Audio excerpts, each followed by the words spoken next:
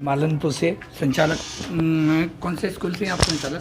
Sir मैं the glorious public school से आज हूँ। मीटिंग क्यों रखी आपने? मीटिंग के असर जो हमारे लिए शासन के द्वारा दिन प्रतिदिन समस्याएं खड़ी की जा रही हैं। अच्छा, किस प्रकार की समस्या से? समस्या इस प्रकार की सर, देखो शासकीय स्कूलों को तो बराबर खोला जा रहा है और प्राइवेट स्कूलों को अभी अनुमति नहीं दी है कि आप एडमिशन लें। तो क्या ये शासन का दोहरा मापदंड है? जे सर हमारे साथ बहुत दुर्व्यवहार कर रहे हैं। अच्छा, इससे हम बहुत ही असंतुष्ट हैं। क्यों हमारा स्टाफ हम लोगों से जुड़े हुए लोग हैं, वो आज बहुत ही स्थिति उनकी दयनीय हो गई है। वो कुछ भी करने के लिए तैयार हैं। वो 6 महीने से कुछ नहीं हो रहा, ना उनको वेतन मिली है, ना हमारी फीस आ रही है।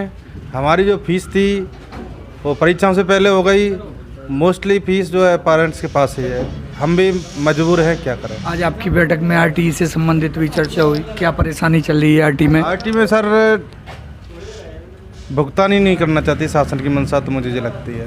शासन की मंशा है कि मतलब आप अपने तुम्हारे पता है भिंड के जो भी पदाधिकारी हैं, जो भी है डीओ बीओ हैं, क्या मतलब उनसे वो कोई तो मदद सर नहीं मिल रही है? क्या वो तो सर ये चाहते हैं कि हमें कुछ मिल जाए। सीधे साफ शब्दों में कहूँगा, वो तो ये चाहते हैं कि हमें कुछ कोई ना कोई दे जाए, तब उसका कार्य करें। आपने डीओ से कभी अपनी बात रखी? नहीं, डीओ से तो मैंने नहीं रख पाई है, लेकिन हमारे जो साथी लोग हैं वो उससे ग्रसित है। विचार रखे आईटी का भुगतान जो समय पर नहीं हो पा रहा है, आईटी का जो समस्याएं हैं उन पर विचार रखे। और तीसरी बात जो है, जो विद्यालय में अभी नहीं खुल पा रहे है ना, आर्थिक रूप से 6 महीने से बंद हैं, आर्थिक रूप से परेशान है सभी स्कूल संचालक, उसकी सभी समस्याएं रखी और उनके निराकरण करने के लिए क्या प्रयास किए जा रहे हैं उनके बारे में सब बताया।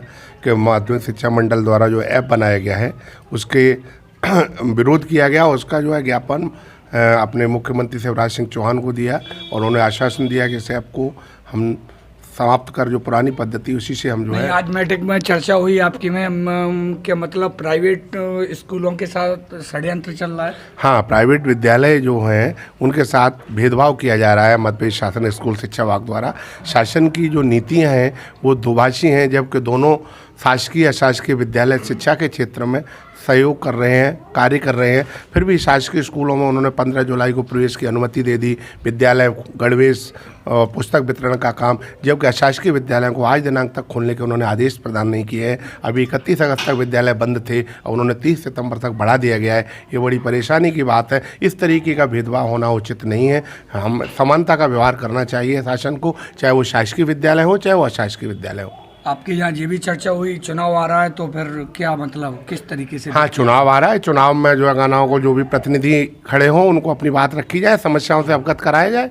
मध्य प्रदेश शासन में कि जो है ये समस्याएं, यदि आप हमारा सहयोग नहीं करेंगे तो हमें मजबूर होकर आपका इसका विरोध करना पड़ेगा।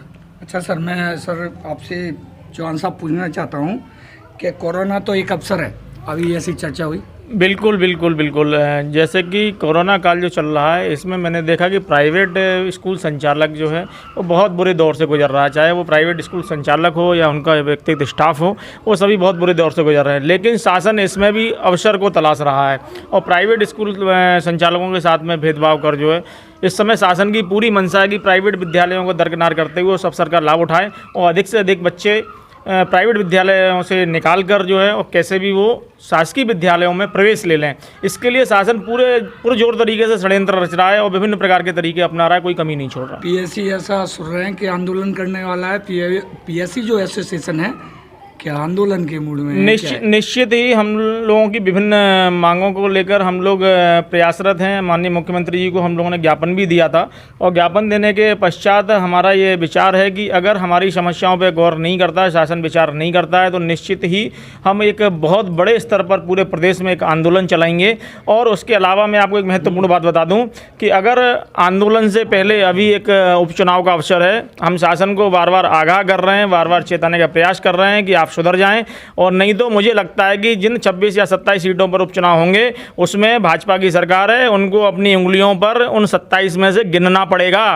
ये बिल्कुल आप तय मान लें, क्योंकि प्राइवेट स्कूल एसोसिएशन इस स्तर पर विरोध करेगा कि शायद हम चाहेंगे कि उसमें एक भी सीट उनकी नहीं आ पाएगी। तो आप सीधे सीधे शिवराज सरकार से अपनी बात रखना चाहते हैं क्या मतलब प्राइवेट स्कूलों की जो देने की स्थिति बनी हुई है 6 महीने से, और कुछ और भी शर्तें रखी हैं जैसे बिल जैसे संबंधित 6 महीने से स्कूल बंद पड़े हुए हैं, उसके बारे में भी आपने कुछ शर्तें रखी हैं क्या?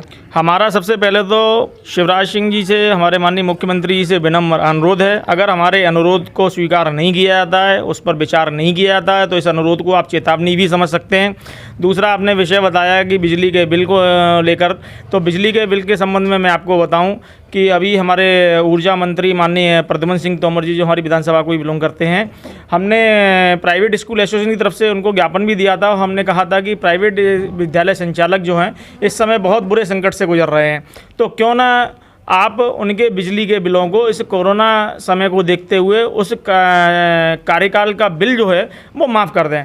लेकिन अभी जो सुनने में आया है कि उन्होंने केवल वो वोट बैंक की पॉलिटिक्स को देखकर केवल घरेलू बिलों को माफ़ कर दिया है। लेकिन हमारा मानना है कि जब तक वो हमारी मांग को स्वीकार नहीं करते तो निश्चित है कि हम